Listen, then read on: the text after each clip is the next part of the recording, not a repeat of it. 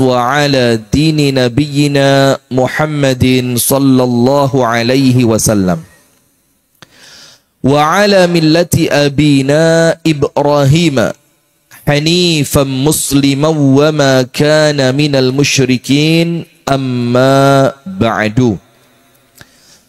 اللهم إنا نسألك علما نافعا ورزقا طيبا وعملا متقبلا اللهم علمنا ما ينفعنا وانفعنا بما علمتنا وزدنا علما وهدى وتوفيقا آمين يا رب العالمين.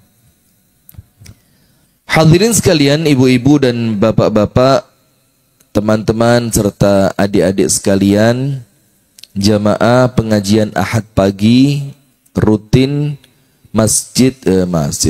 Rumah Sakit Muhammadiyah Siti Khadijah.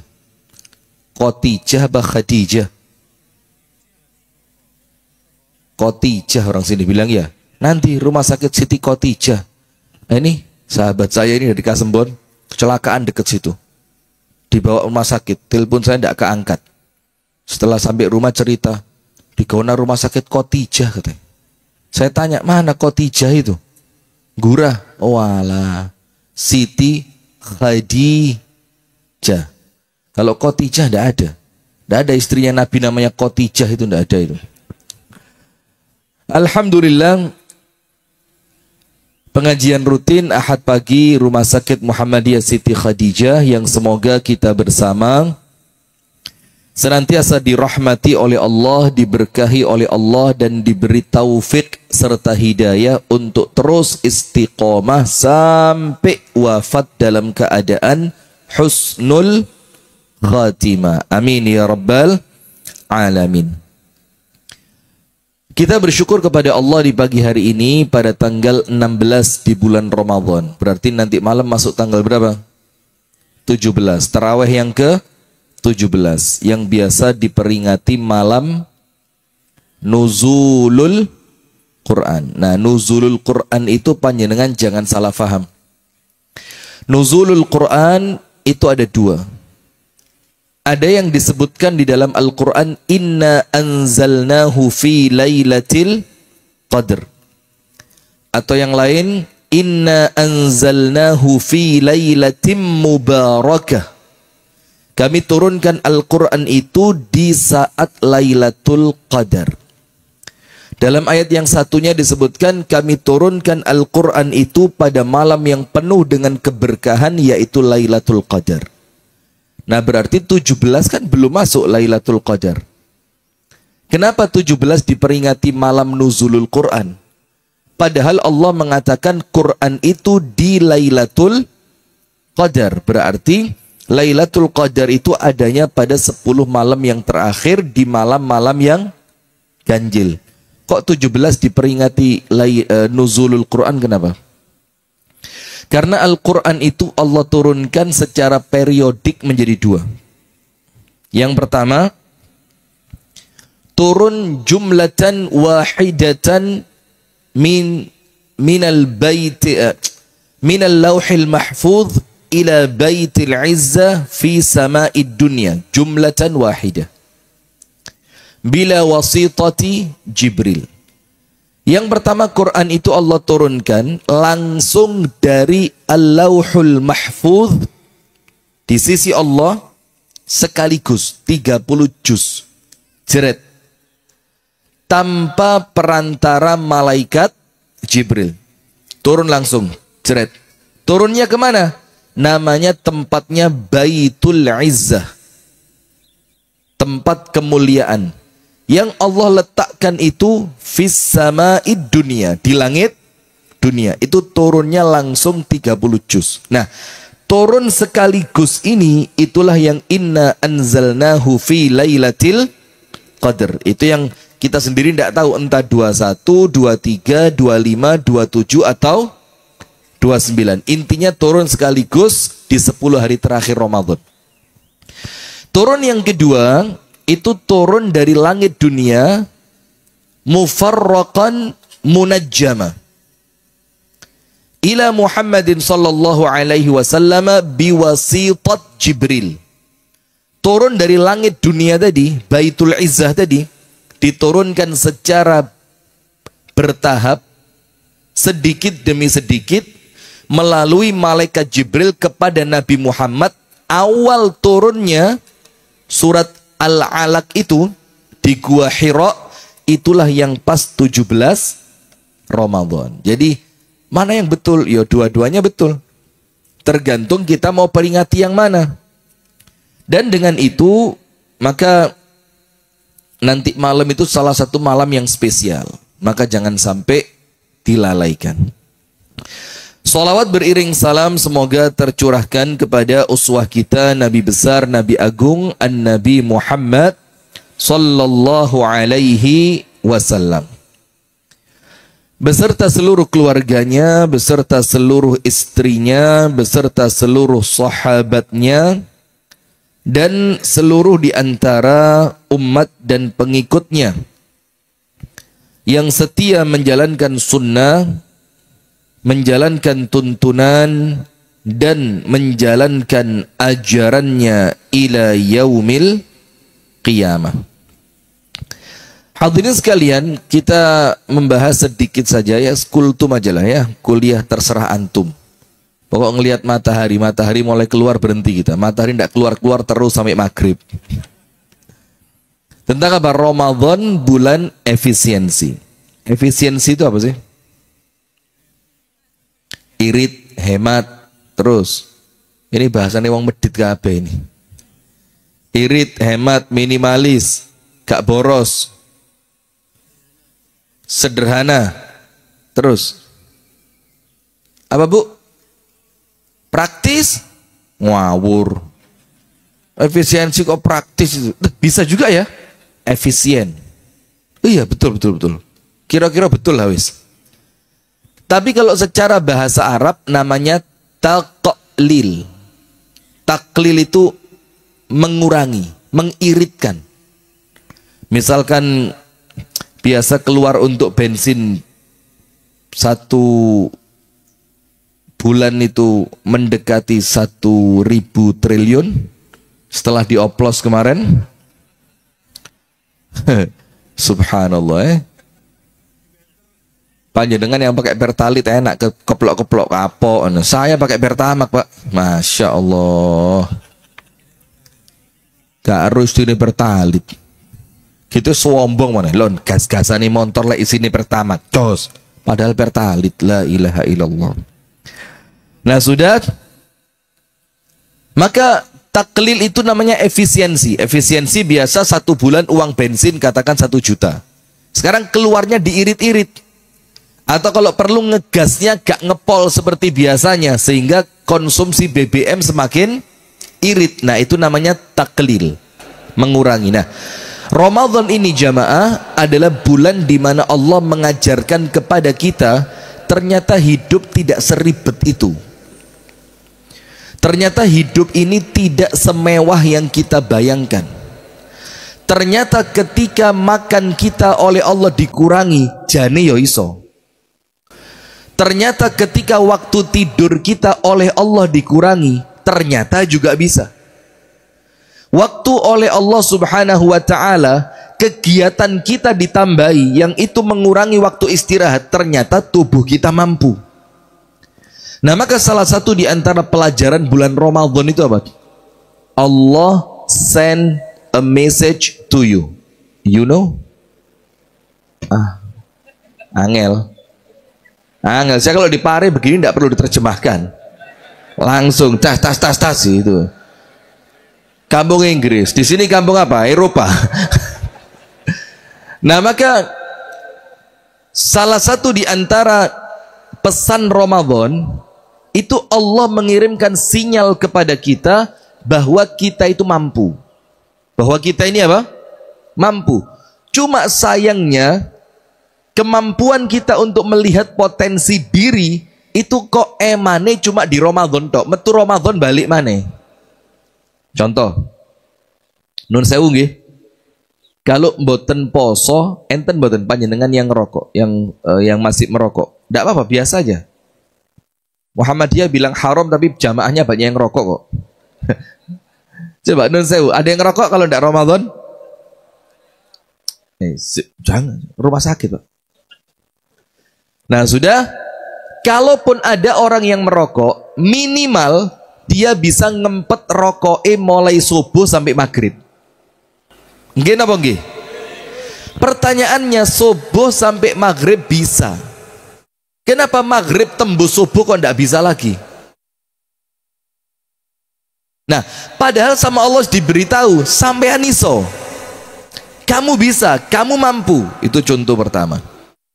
Contoh kedua, yang tidak pernah tahajudan. Kalau ibu-ibu ini ahli tahajud semua nih, kelihatan mukanya bersinar kayak bulan. Tapi pas gerhana, astagfirullahaladzim, poso-poso ngerjain orang ya.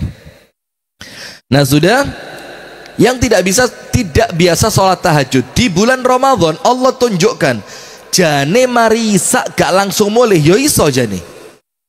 Bahkan sholatnya bukan cuma 11, 13. Dan sekarang di Saudi Pak, Mekah Medina 13. Jadi Mekah Medina itu pasca Covid itu tidak lagi 23 tapi 13. Bukan 11, 13. Ini kalau ikut Muhammadiyah ya ditambahi 2 rakaat iftitah ini. Nah sudah, bahkan bukan cuma 11, 13 tapi 23. Kita bisa.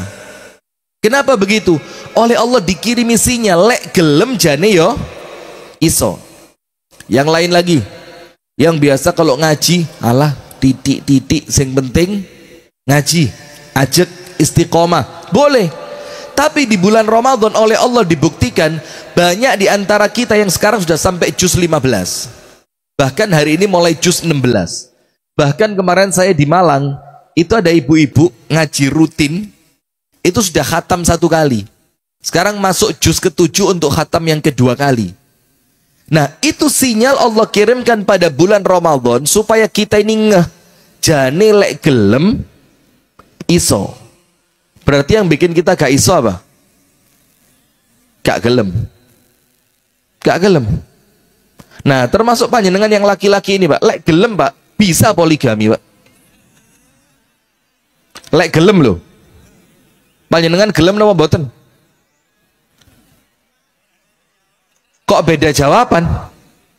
Coba yang belakang, gelem napa mboten? Dah, diam. Ganti yang depan. Ayo Pak, jangan malu-maluin Pak. Kerso napa mboten? Kerso, jagoan. Ya ini waktunya Pak, Ramadan Pak, buktikan Pak. Nah, maka dengan itu jamaah, dari kiriman pesan dari Allah kepada kita semua yang memberitahu sebenarnya kalau niat, kalau mau, kalau kuat sedikit ikhtiar untuk capek, kita ini bisa. Cuma masalahnya ketika keluar Ramadan niatnya hilang. Nah, termasuk perkara efisiensi.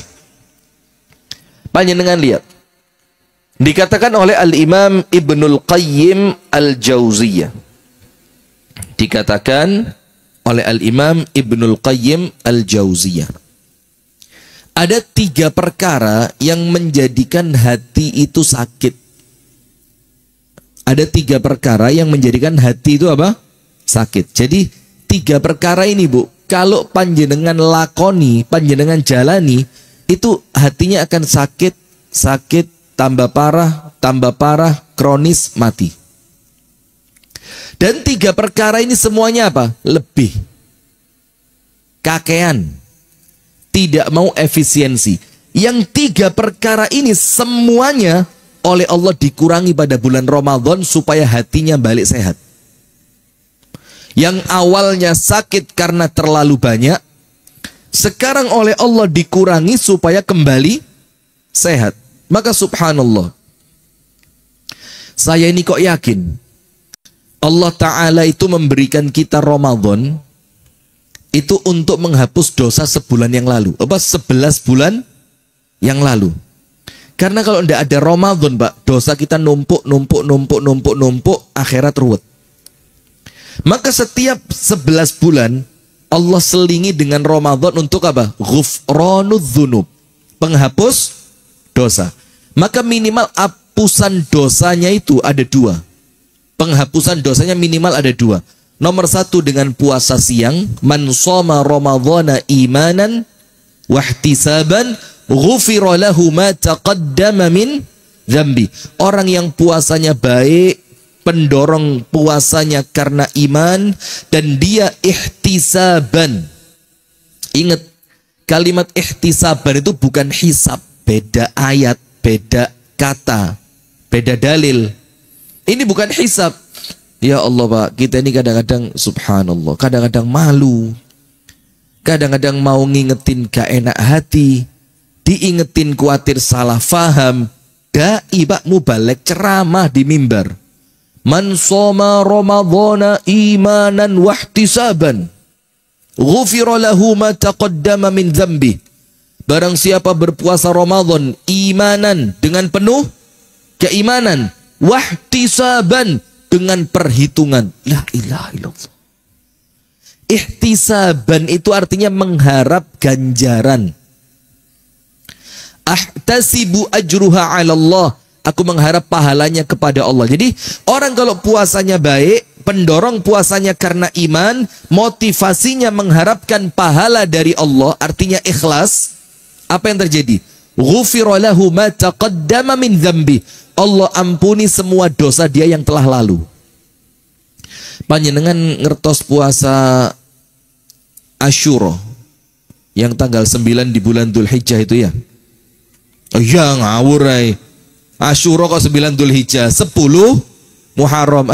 Gampang kejebak ini. Ketoro gak sahur ini ya. Sahur apa enggak? Sahur apa? Oh kebanyakan sahur ya. Ini ya. Tanggal 10 di bulan Muharram. Itu keutamaannya menghapus dosa berapa tahun? 1. Inni ahtasibu 'ala Allah an yukaffiras sanatal lati qablah. Ketika puasa Asyura, Rasul mengatakan, aku berharap ganjaran puasa ini kepada Allah menghapus dosa setahun yang lalu. Itu Asyura. Kalau Arafah 9 Dzulhijjah menghapus dosa 2 tahun. As-sanatal lati qablah was sanatal lati ba'dah. Menghapus dosa tahun lalu dan tahun yang akan datang. Itu puasa sunnah. Kalau Ramadan wajib Pak, Allah tidak sebutkan tahunnya. Allah bilang semua dosa yang telah lalu. Jagoan ndak Ramadan ini. Itu ampunan pagi. Tapi posone kudu genah. Ndak boleh nonton gosip Nikita Mirzani ditangkep. Ndak boleh. Ndak boleh. Kenapa? Diceritani ibu-ibu itu. Nggak boleh juga nanti iktikaf bingung delok timnas lawan Australia. Itu namanya al-jahla, perbuatan yang tidak manfaat. Ini ujian berat iktikaf tahun ini, serius ini. Lawang saya punya grup iktikaf itu, sudah ada yang tanya, Ustadz disediain layar lebar ndak nanti di masjid? Lo mulia ae lah wis. Lawang ini niati golek Lailatul Qadar kok layar lebar. Gak usah ngaji aja, gak usah iktikaf ya. Wong iktikaf dijak khataman kitab lah kok golek Indonesia lawan Australia, Bahrain segala macem. Wah, ini yang di rumah yakin saya mesti nonton. Pak Didin gak mungkin gak. Yakin mesti nonton. Ini ujian. Nah, kalau itu paginya Pak diampuni karena puasa, malamnya ampunan kedua karena sholat taraweh. Maka Ramadan ini minimal ojo bolong taraweh. Wabil khusus kalau panjenengan bisa terawihnya bersama imam sampai imam selesai salam. Setelah 3 rakaat witir. Karena pahalanya seperti sholat semalam suntuk. Dan sholat terawih ini dalilnya sama dengan puasa. Man qama Ramadhana imanan wahtisaban ghufira lahu ma taqaddama min dzambi. Terawihnya karena imannya kepada Allah, terawihnya ikhlas mengharapkan pahala dari Allah, maka terawih itu menghapuskan dosa, tidak ada hitungan tahunnya. Pokok dosa yang sudah Anda lakukan mulai balik sampai malam itu terawih. Subhanallah. Nah, maka dengan itu kalau hati setelah Ramadan tidak pulih, ini bahaya. Maka Rasulullah bersabda, raghima anfuh, raghima anfuh, raghima anfuh. Celaka, celaka, celaka. Kenapa kok celakanya diulang sampai 3 kali? Tidak ada jayanget di sini. Kenapa kok celakanya diulang sampai 3 kali? Sebagian ulama menjelaskan celaka ketika hidup, celaka ketika mati, celaka ketika bangkit dari kubur. Ndak ono selameti kabeh. Walaupun sama anaknya diselameti. Loh, katakan begitu. Enggak, kita ngomong apa adanya nih. Walaupun sama anaknya diselameti, lek bapak atau ibunya Rasul katakan celaka karena perbuatan yang buruk, maka apapun yang terjadi tetap buruk. Kecuali karena rahmat dari Allah. Nah, siapa orang yang oleh Rasul didoakan celaka sampai 3 kali? Celaka, celaka, celaka, urip, mati, bangkit dari kubur. Man adraka Ramadhana walam yughfar lahu. Orang yang ketemu Ramadan, Ramadannya pergi, dosanya belum diampuni. Maka sampai oleh para ulama dikatakan, kalau di bulan Ramadan tidak dapat ampunan, panjenengan mau minta ampun di bulan apa? Kalau di bulan Ramadan tidak bisa baik, panjenengan mau baiknya kapan? Kalau panjenengan di bulan Ramadan tidak bisa meningkatkan kualitas ibadah, terus di bulan apa kualitas ibadah bakal naik? Kalau di bulan Ramadan panjenengan boten saged tobat, maka di bulan apa panjenengan bakal tobat, termasuk ampunan.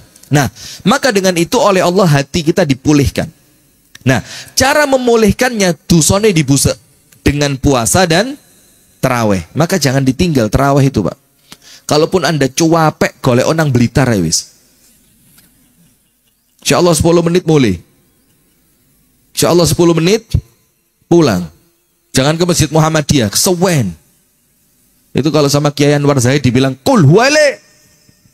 Wama ya katanya ya. Anak kecil teriak dari belakang. Apa katanya anak kecil tadi?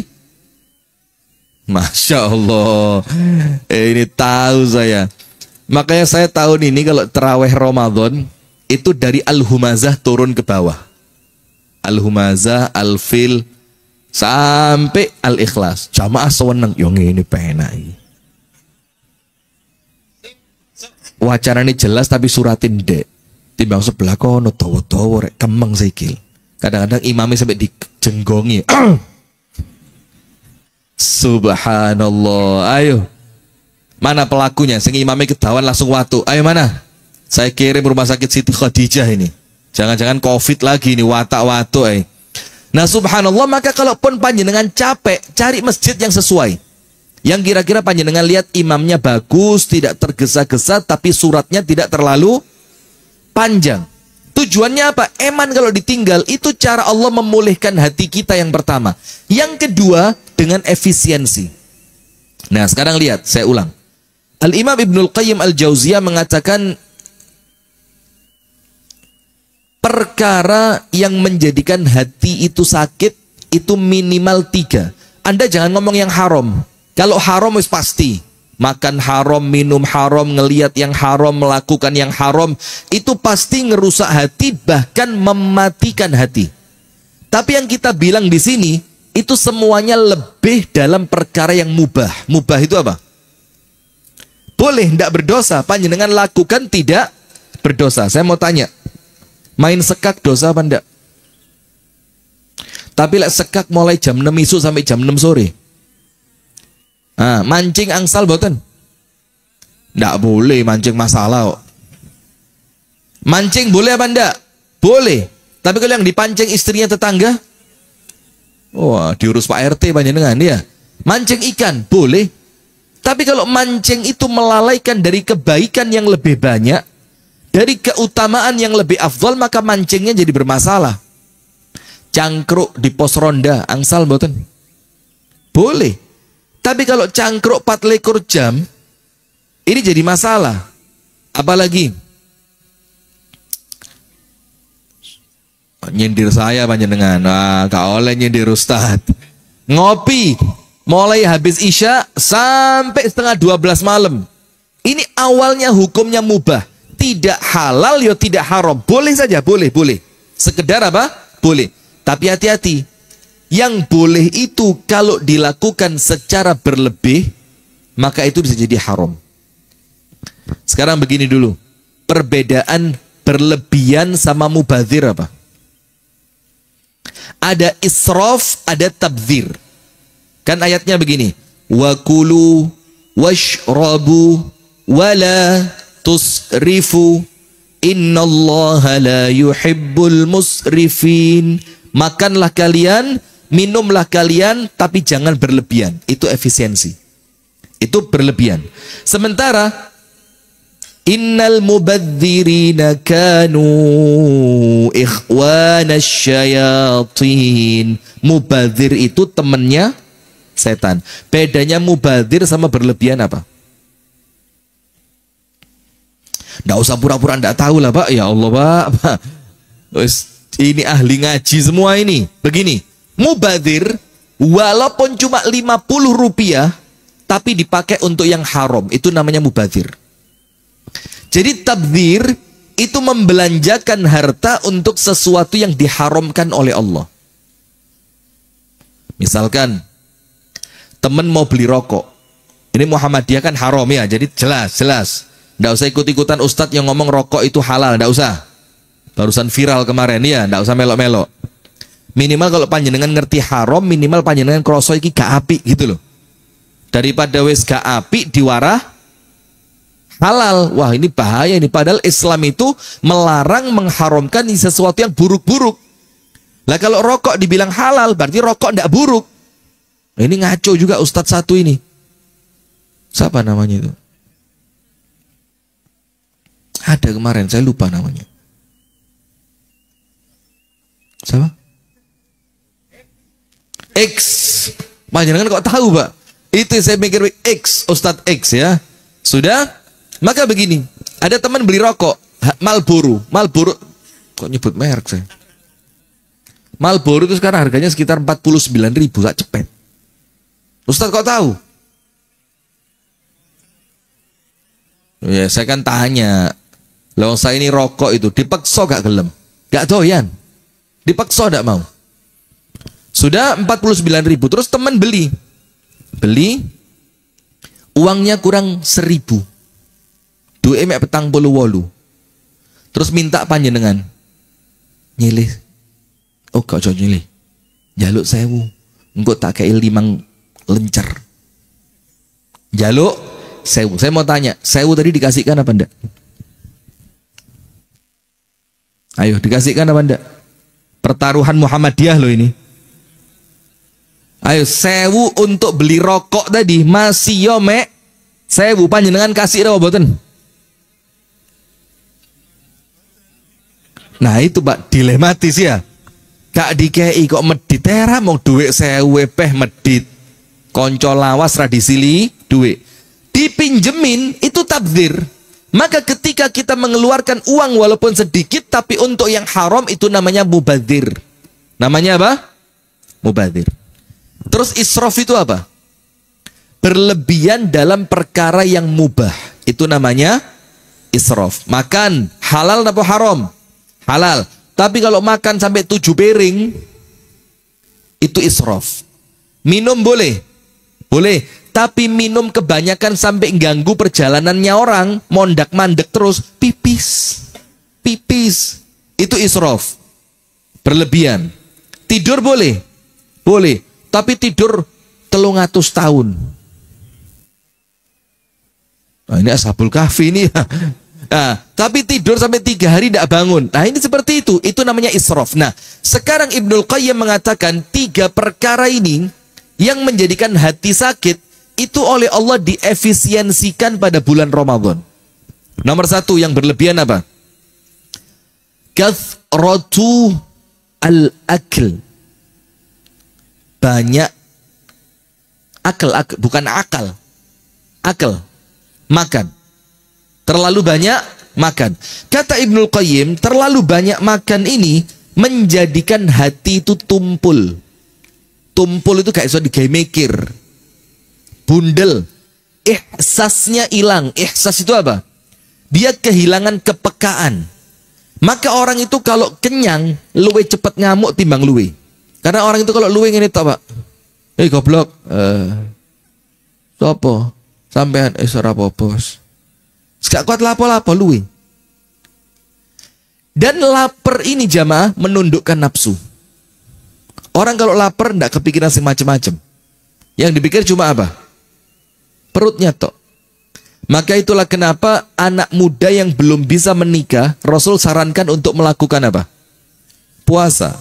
Kenapa? Fa innahu lahu wija'. Karena puasa itu untuk hawa nafsu itu sebagai benteng penghalangnya. Itu puasa. Kenapa orang puasa kok nafsunya ditundukkan? Karena dia lapar.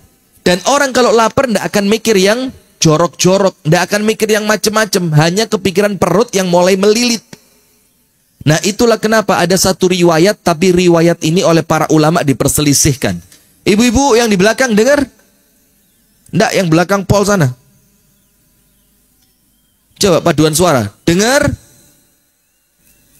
Tidak usah ngotot, poso-poso jerit-jerit.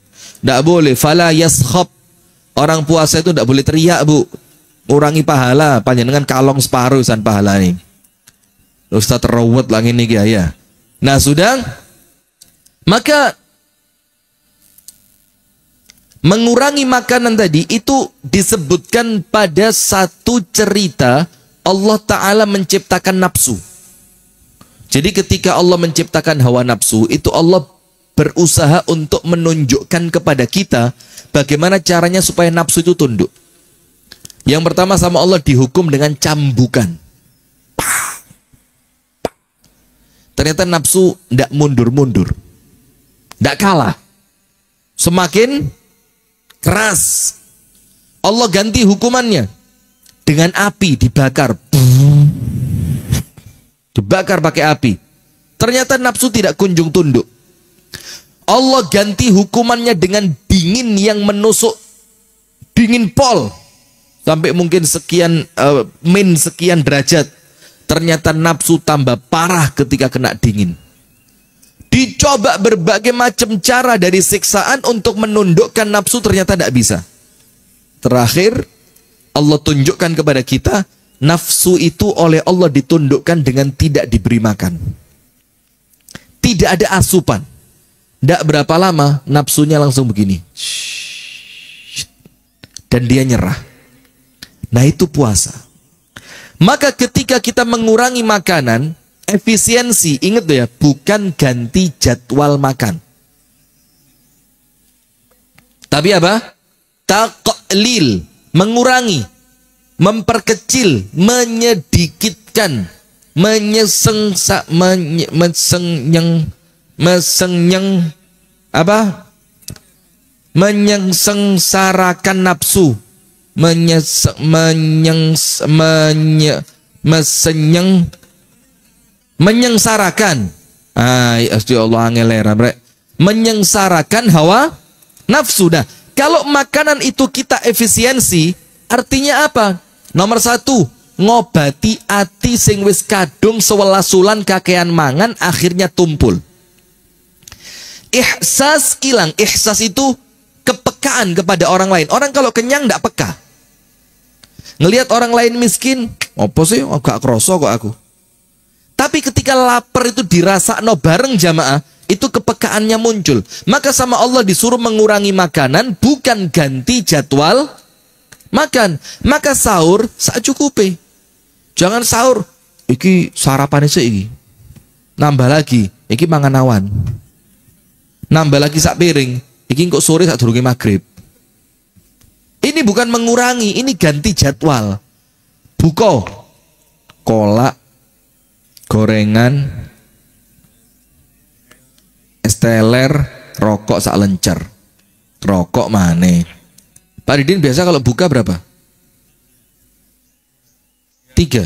Itu sampai tarawih apa sebelum tarawih selesai? Sampai malam. Jadi buka sampai menjelang tidur 3. Ini teman saya satu ini kuat, Pak. Usianya 70, mendekati 70. 69. Panjang umur ngerokokan, Pak. Jangan-jangan kita perlu bikin antitesis tentang rokok itu ya. Ini 69 sehat walafiat, seger buger, tapi jatuh depan rumah sakit Khadijah.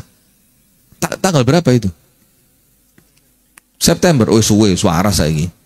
Sudah, maka oleh Allah diperbaiki hatinya. Dengan apa? Makanannya dikurangi. Nah, sekarang lihat ibu-ibu sekalian. Ketika makanan itu dikurangi, fadilahnya banyak. Yang pertama, mengurangi makan itu menjadikan kita mampu berbagi. Maka Rasulullah bersabda, ta'amul wahid yakfil itsnin, wa ta'amul itsnin yakfil arba'ah, wa ta'amul arba'ati yakfil tsamaniyah. Makanan satu orang kalau dimakan bareng cukup buat dua, ketambahan barokah. Makanan dua orang kalau dimakan bareng cukup buat 4 orang. Dan makanan 4 orang kalau dimakan berjamaah cukup buat 8 orang. Dan di sini kalau panjenengan pengen bukti bahwa barokah yang gaib itu bisa dirasakan. Itulah kenapa sunnah, Pak, makan bareng itu sunnah. Walaupun tidak harus satu nampan, walaupun piringnya beda, ada mangkuk nasi, ada lauk, ada sayur, ada kuah, segala macam. Itu makanan jane cukup gewong luru. Coba panjenengan undang 4 orang, cukup insya Allah. Dan semuanya insya Allah kenyang. Itu karena barokah. Yang kedua, sisa uangnya bisa dipakai untuk sedekah. Sekarang lihat rumah orang Islam. Itu salah satu yang menyebabkan harga pangan itu naiknya luar biasa. Kita di rumah, Pak, lek beras gak sampai 20 kilo gak lego. Lu kok akeh ram lek nyimpen beras. Wah, iki ngono cek gak tuku maneh, menisan sekali tuku langsung akeh. Coba panjenengan ndak usah beli banyak-banyak. Beli aja sehari sekilo. Ya sambil jalan-jalan lah, olahraga keluar gitu. Maka beras itu akan menumpuk di mana? Di tempatnya pedagang, di gudang. Kalau barangnya menumpuk, harga bagaimana? Nah, gara-gara dikeruk sama orang-orang seperti kita ini, gudang entek terus, rumah jadi gudang, akhirnya harga apa? Naik. Dan mengurangi makanan itu menundukkan nafsu. Mengurangi makan itu menjadikan orang tidak gampang tidur, gak ngantuan, gak ndingkluan. Dan tidak banyak makan itu menurut Ibnul Qayyim itu ngobati hati. Jadi gak angap-angop ngaji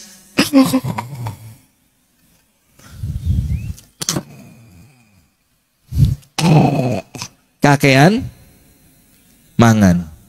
Yo ndak semuanya, ada orang yang memang tidurnya kurang, tapi rata-rata begitu. Nah, maka yang pertama efisiensi apa Ramadan ini? Makanan. Allah tunjukkan. Saya juga ndak ngerti makan sehari 3 kali itu memang haruskah atau sekedar melengkapi saja, atau tidak sampai 3 juga sebenarnya ndak apa-apa. Saya ndak ngerti masalah itu.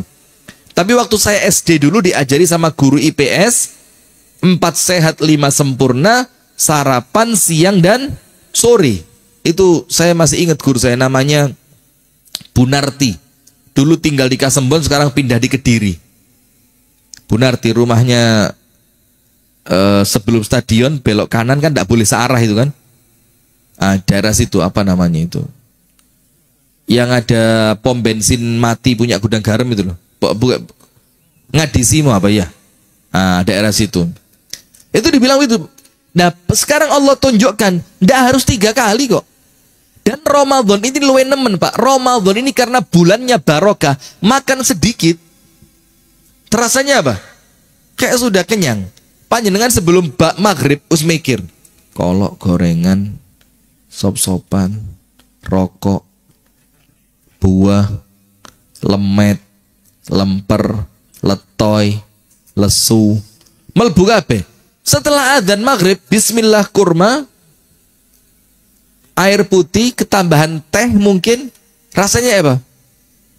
Kayak wis kebek. Nah, maka sama Allah ditunjukkan aslinya tubuh kita cuma perlu itu aja. Gak usah kakean.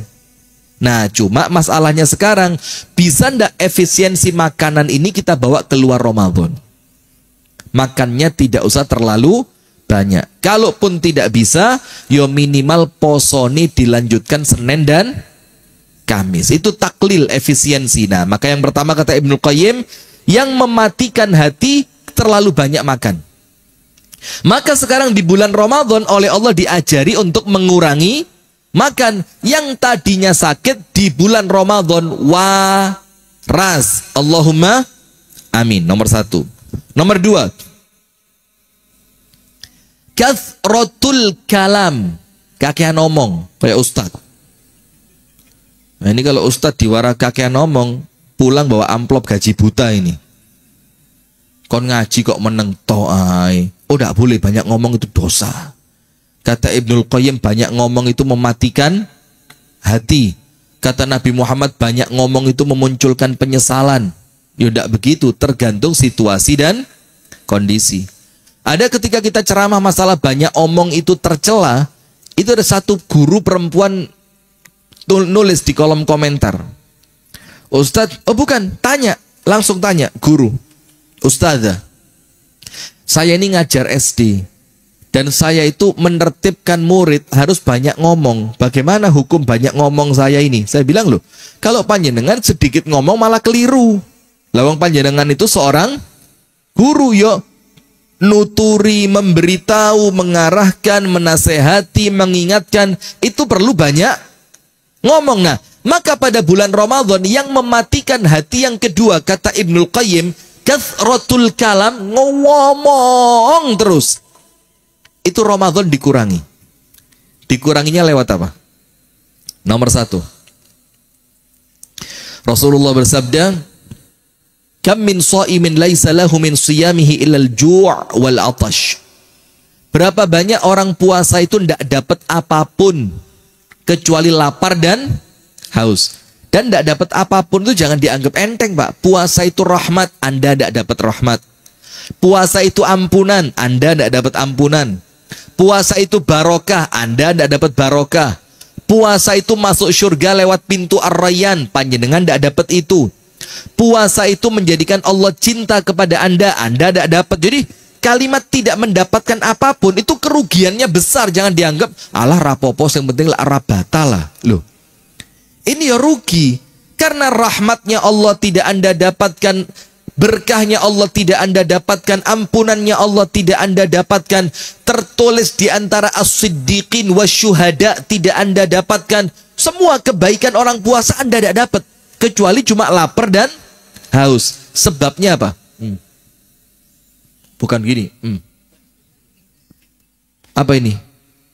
Bu, lambe turah. Napa bu? Dulu Pak, sing rasan-rasan wong wedok, saiki wong lanang ketularan. Lah itulah kakek kumpul wong wedok diurui. Panjenengan nggih nurut mawon. Diwarai rasan-rasan kok ya gelem ae. Nah, sudah, maka Rasulullah bersabda begini. Man lam yada' qaulaz zur, orang yang tidak mampu meninggalkan ucapan dusta. Ucapan dusta itu dari mulut atau dari telinga?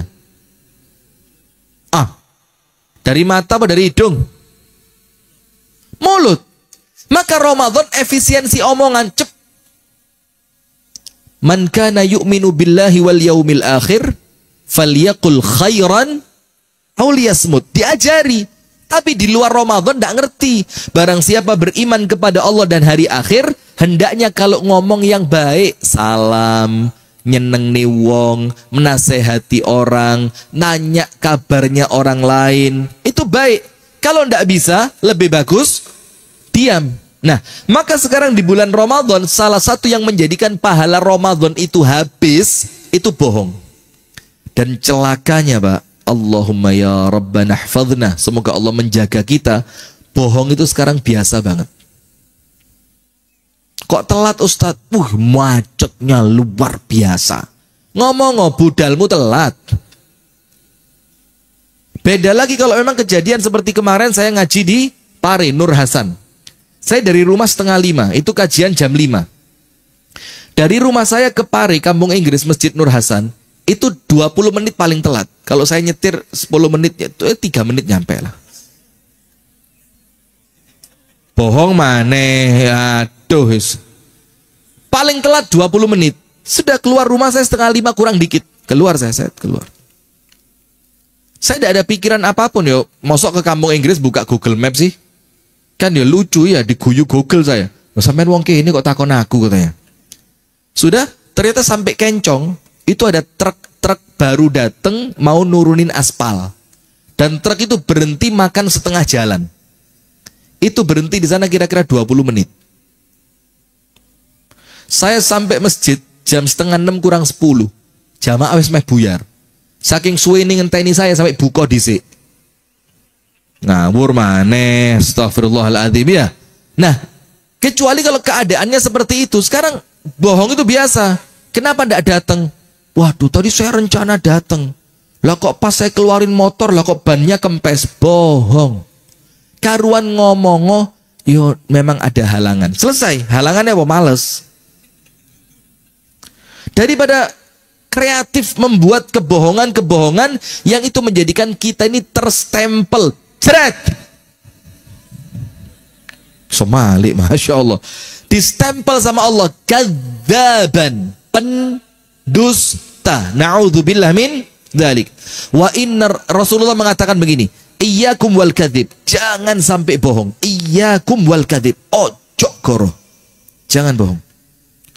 Fa innal kadziba yahdi ilal fujur. Karena satu kebohongan mengantarkanmu pada keburukan. Wa innal fujura yahdi ilan nar. Dan keburukan itu mengantarkan kamu masuk neraka. Wa innar rajula la yataharra al-kadhiba hatta yuktaba indallahi kadzdzaba. Kalau ada manusia terus bohong tidak pernah berhenti sampai Allah stempel di hari kiamat kamu pembohong dan tidak selamat sudah. Na'udzubillah min dzalik. Nah, di bulan Ramadan ini sama Allah diefisiensikan, diakai ngaji, dikurangi ngomong. Nah, maka Rasul bilang kenapa orang itu puasa tidak dapat apapun? Man lam yada' qaulaz zur, karena dia tidak mampu meninggalkan ucapan dusta. Wal amala bihi, dan mengamalkan kedustaan. Mengamalkan kedustaan itu, Pak, Bu sekalian, itu manipulatif. Laporan rumah sakit. Direktur ngomong, yang ini coret. Siapa? Yang ini tambahi. Ini kan waktu kita keluar kemarin ke Malang kunjungan, kita sarapan di Depot Amanah. Karena Depot Amanah itu rawonnya enak dan murah. Iki wong 6 mek entek 230. Ojo. Kemurahan, tulisan 780. Pernah apa ndak? Pernah apa ndak? Pernah? Lah warung wis sepi dikon gratis, ya Allah, koko tenan ini, Masya Allah. Sudah. Apa yang terjadi? Ini manipulatif. Manipulatif ini dosane double-double. Yo bohong, juga dia ngerusak data yang asli. Ini manipulatif. Itu tidak boleh dilakukan orang puasa. Termasuk manipulatif ngomongin pertamak, isi nih pertalit. Termasuk manipulatif minyak yang tulisannya 1000 ml cuma 750. Minyak bukan Muhammadiyah tapi. Lek minyakmu begini. Kalau minyaknya Muhammadiyah ini tulisannya 1000 isinya 8000. Saking api wong Muhammadiyah ini ya. Nah sudah, itu termasuk manipulatif apa enggak itu? Ya lek nyeneng nih wong ya gak ya. Nah, ini manipulatif. Mengamalkan kedustaan, atau kalau penjual dan pembeli dodolan. Sebenarnya bukan termasuk bohong, walaupun nampaknya seperti bohong, tapi itu manipulatif. Apa itu? Ketika panjenengan jualan baju mau lebaran, terus ditawar sama orang, misalkan harganya 100, ditawar, wis Mbak 70 ae. Oh, kulake durung entuk. Padahal apa? Batine kurang. Padahal kulake mek swidak 5. Dinyang 70 wis bati 5.000, tapi karena merasa batine kurang, Gara-gara ndak umume, wong itu umum badi 20, selawe, 30, 40, kok aku mek 5.000. Lek ngenyang. Jah. Iki lho Mbak, sampe lek golek dhewe Mbak, kulaane durung entuk. Nah ini. Dosa. Itu menghilangkan berkahnya jual beli. Terus apa lagi? Nimbang. Wailul lil mutaffifin alladzina idza talu 'alan nasi yastawfun wa idza kaluhum aw wazanuhum yukhsirun. Nimbang. Kalau orang Jawa zaman dulu sampai sekarang sebagian keren. Setelah nimbang mantep ditambahi anget-angetan. Ngira mboten? Nah, dijempitno sedikit angetan. Supaya apa? Mantep. Sekarang nih sore timbangan dikai koin. Dan koinnya itu pakai pemberat. Dan saya pernah ngalami itu. Yang jualan ngamuk. Sampai ra duwe dhuwit ra usah tuku rene. Lho baper. Ketoro atine loro iki, baperan. Dicurangi nimbang. Dan itu umum. Dan ini yang menjadikan kaumnya Syuaib oleh Allah dibinasakan. Gara-gara mengurangi apa? Timbangan. Nah itu manipulatif. Atau ngukur kain. Ada enggak orang kalau ngukur kain mek dikira-kira seret, seret, seret, pira terus tengah, seret. Padahal kan ada ukurannya. Meja bisa dipakai ukuran, misalkan diukur dulu mejanya, nanti ukurnya di meja. Atau para notaris ini hati-hati. Ini kalau enggak betul-betul teliti, ini hisapnya di hadapan Allah berat ini. Nulis, tanai wong, segala macam perjanjian. One maker apa? Apa namanya? Tidak paham saya. One maker apa? Situlah kira-kira wis. Tahulah Anda. Nah, hati-hati. Itu manipulatif. Bikin puasanya sama Allah tidak batal tapi tidak ada pahalanya. Yang ketiga, apa itu? Wal jahla. Jahla itu perbuatan sia-sia. Itu yang menjadikan puasa kita tidak manfaat. Dalam hadis yang lain dikatakan, fa in sabahu ahadun au qatalahu au jahalahu falyaqul inni shaim. Kalaupun diganggu orang, ojo dibales, ngomong siji tok. Ngomong berapa? Satu aja. Inni shaim. Aku sedang puasa. Untuk apa? Ini dulu, efisiensi omongan yang tidak manfaat. Nah, maka dengan itu kata Ibnul Qayyim apa? Kalau banyak ngomong itu hati so mati. Karena orang kalau banyak ngomong Pak, mesti akeh campuran nih. Ono campuran goroy, bohongnya. Ada campuran lebaynya, hiperbola. Ada campuran ribahnya. Ada bumbu namimahnya. Ada sedikit menjatuhkan kehormatan orang lainnya. Ada sedikit pamer tentang dirinya. Aku lo yo orang ngono. Aku loh iki, saking kudu aku.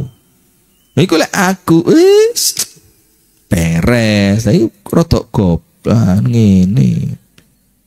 Kurang pinter, rodok Nah, coba.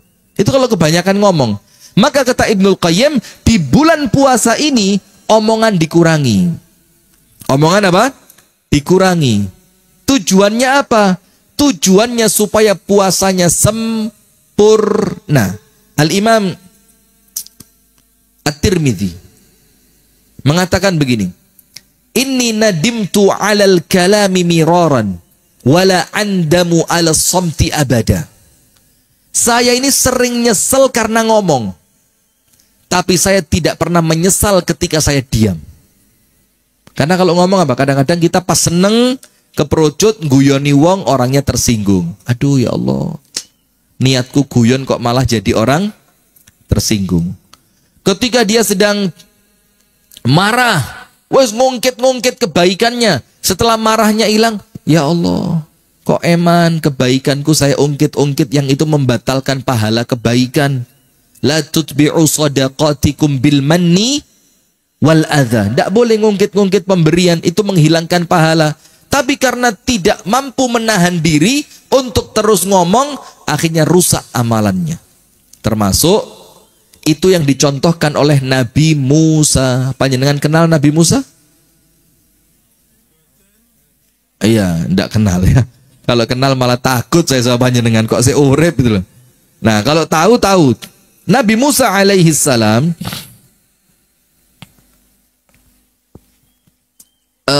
itu setelah bantu dua perempuan putrinya Syuaib, ya kan?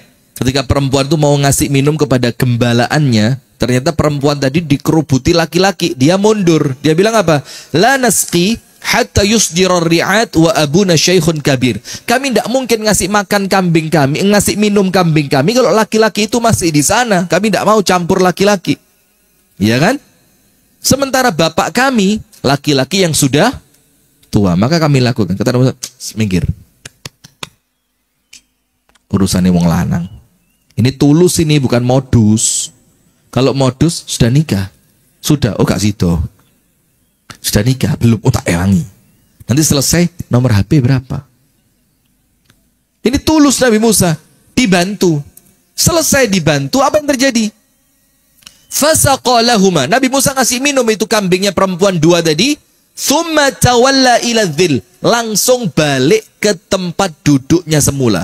Gak katik ngomong, Mbak sampun nggih. Sampun loh Mbak. Mbak sampun. Saya ditulungi bingung jaluk apa wong iki. Maka orang itu setelah nolong orang lain langsung ngalio. Supaya apa? Orang yang ditolong tidak merasa ndak enak hati. Maka Nabi Musa mengajarkan itu. Nah, maka kalau kita ini ngungkit-ngungkit pemberian eman masjid iki. Coba biyen sing golek dana kudu aku. Yo ngecore ra tutut. Nah, coba. Ada yang begitu? Ini biasa penyakit di tempat kita ini. Oh, iki kebangunnya zaman aku PCM biyen iki, PCM saiki ra bangun apa-apa. Iya, coba ya. Wis dadi kabeh kari mlaku iki kudu perjuanganku ora dadi, mesti Siti Khotijah iki peh. Siti Khotijah iki lek kudu aku direkturi ora maju. Masya Allah. Ini ketoknya biasa, Pak. Tapi apa? Ini membatalkan pahala sedekah. Karena apa? Banyak ngomong. Dan banyak keburukan karena lisan itu banyak sekali. Ghibah, namimah, fitnah, kebohongan yang semua itu akan mencelakai kelak di alam kubur. Na'udzubillah min dzalik. Dan panjenengan tahu kata-kata para ulama, salah satu yang memberatkan orang itu mengucapkan la ilaha illallah ketika sakaratul maut itu al-kadzib, kebohongan. Jadi kalau panjenengan kepingin meninggalnya itu penak la ilaha illallah. Misalkan, iya, itu jangan bohong. Insya Allah lancar. Mau coba? Ayo, siapa mau? Loh, enggak, yuk kita tes untuk orang yang tidak pernah bohong. Nanti kita lihat meninggalnya seperti apa. Ojo-ojo mati ini malah carry. Kita yang duluan ya. Nah, sudah. Itu yang kedua. Maka kita efisiensi apa? Mulut. Nomor satu tadi, efisiensi makanan. Nomor dua, efisiensi ucapan. Sekarang yang ketiga, apa kata Ibnul Qayyim yang menjadikan hati itu sakit? Kathratul khalqah. Kakean kumpul. Sampai para ulama mengatakan saat ini kumpul manusia itu sudah tidak ada manfaatnya. Saat ini kumpul manusia itu sudah tidak ada manfaatnya. Tidak ada kebaikannya kecuali mendatangkan dosa. Itulah kenapa zaman dulu, ini di zaman sahabat, artinya zamannya masih kondusif. Bukan seperti zaman kita. Saya pengajian di Malang, Pak, subhanallah. Nas'alullah salamata wal afiyah. Berangkat dari Batu sampai ke Malang kota. Itu hari Sabtu yang lalu. Bukan kemarin, Sabtu yang pekan lalu. Itu lewat Jalan Ijen. Sret. Itu pengajian jam 7 pagi, TED. Pengajian Al-Irsyad Wanita. Jam 7 pagi. Sudah, saya lewat di Jalan Ijen itu sekitaran 6:30 lebih dikit. Itu Masya Allah, khawatir posoku rusak, Pak. Kenapa? Banyak orang lari-lari pakaiannya kayak ibu-ibu ini, Bu. Lari pagi pakai gamis, pakai cadar, pakai jilbab besar. Percaya Anda? Orang lari pagi pakaiannya ya apa?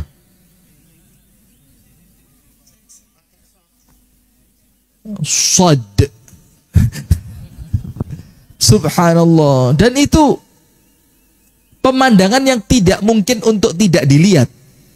Bukan karena saya kepingin, yo ono titik lah. Tapi kemudian luwe kuat nahannya karena puasa.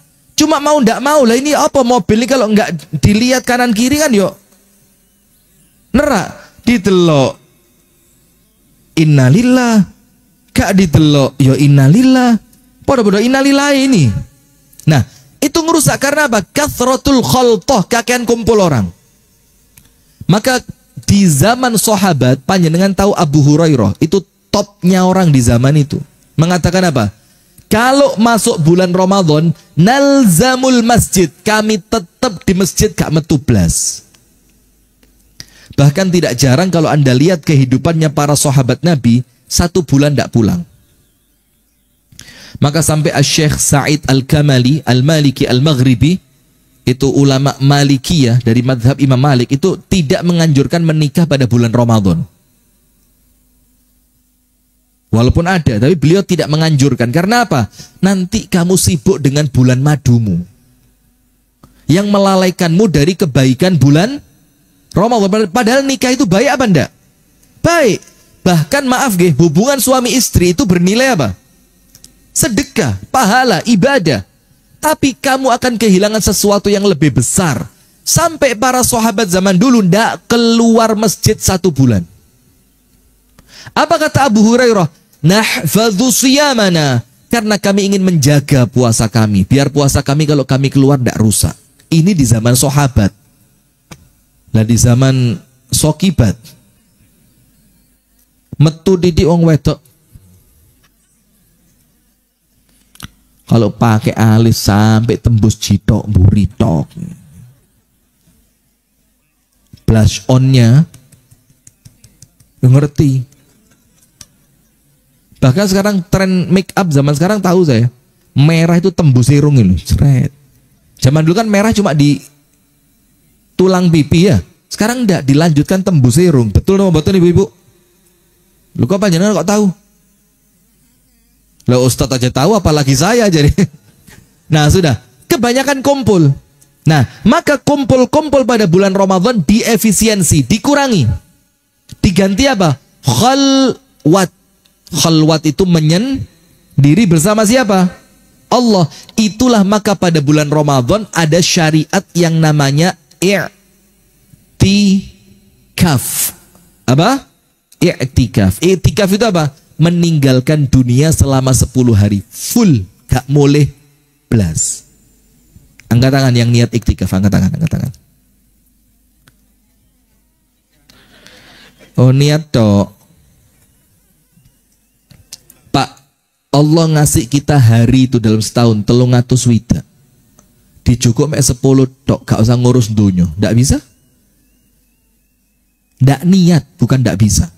Ada teman saya rumahnya deket, ya molah-mole. Padahal omahnya cedek. Ada teman saya itu yang rokokan tadi. Nah, iktikaf itu mek 10 dino tok, ndak ngurangi apapun, ndak nambah apapun. Untuk kita meninggalkan sedikit kumpul dengan manusia, untuk fokus beribadah kepada Allah di 10 terakhir Ramadan, untuk mengejar yang namanya Lailatul Qadar. Lawang i'tikaf saja kadang-kadang masih belum bisa ngilangi ngomong kok. Itulah kenapa di zaman Nabi, i'tikaf itu kalau masuk masjidnya Nabi Muhammad, itu mereka pakai tenda kecil-kecil. Walaupun sekarang kalau diamalkan ya roto ajaib ya. Mlebu masjid kok nggak tenda itu. Apalagi tendanya BNPT. Oh, gede itu loh. Masjidnya ketutupan ini. Nah, kenapa mereka sampai pakai tenda? Karena mereka ingin betul-betul fokus meninggalkan manusia, hanya ibadah dan berduaan dengan Allah. Nah, maka sekarang kumpul itu di bulan Ramadan diefisiensi. Maka saya ingat sekali dulu. Ada kami punya teman di Kadin. Dan dia ketuanya waktu itu, saya tidak nyebut tempat ya. Setelah kita sampaikan tentang keutamaan 10 terakhir Ramadan, menghindari kesibukan, menghindari perbuatan yang tidak penting, sedikit meninggalkan dunia, itu apa? Semua karyawannya diliburkan mulai malam 21. Tapi gantine kerja harus per malam iktikaf di masjid. Kalau malamnya tidak iktikaf di masjid, dihitung dia absen, tidak masuk kerja. Dan subhanallah, ya bisa dilakukan. Lah nanti insya Allah rumah sakit Siti Khadijah 10 terakhir tidak ada dokter. Dokternya kemana? Iktikaf semua. Iktikafnya di mana? IGD. Nah kalau itu beda cerita ya, orang-orang yang memang dibutuhkan. Tentu hukumnya apa? Berbeda. Nah maka jamaah sekalian ingat, Ramadan ini waktu kita meminimalisir 3 hal. Yang 3 hal ini semuanya adalah merusak hati, menjadikan hati sakit. Nomor 1, banyak makan, makannya dikurangi. Nomor 2, banyak ngomong, ngomongnya diganti tilawatul Quran, karena banyak omong itu merusak pahala puasa. Nomor 3, banyak kumpul, kumpulnya dikurangi dengan lebih banyak fokus kepada Allah Subhanahu wa ta'ala. Kalau mau ditambahi 1, kathratun naum, banyak tidur. Maka Ramadan dimpet Pak, dimpet. Wong tidur itu cuma masalah kemauan saja kok. Kalau panjenengan kuat ya insya Allah mau. Kalau panjenengan mau insya Allah kuat. Nah maka itulah bagaimana kita diperintahkan di dalam syariat untuk melakukan efisiensi pada bulan Ramadan. Itu jamaah sekalian dapat kami sampaikan di pagi hari yang penuh dengan keberkahan ini. Mudah-mudahan ada manfaatnya, kurang dan lebihnya saya mohon maaf. Hadanallah wa iyyakum ajma'in. Kak keras ya. Hadanallah wa iyyakum ajma'in. Subhanakallahumma wa bihamdika asyhadu an la ilaha illa anta astaghfiruka wa atubu ilaik. Kurang dan lebihnya saya mohon maaf. Assalamualaikum warahmatullahi wabarakatuh.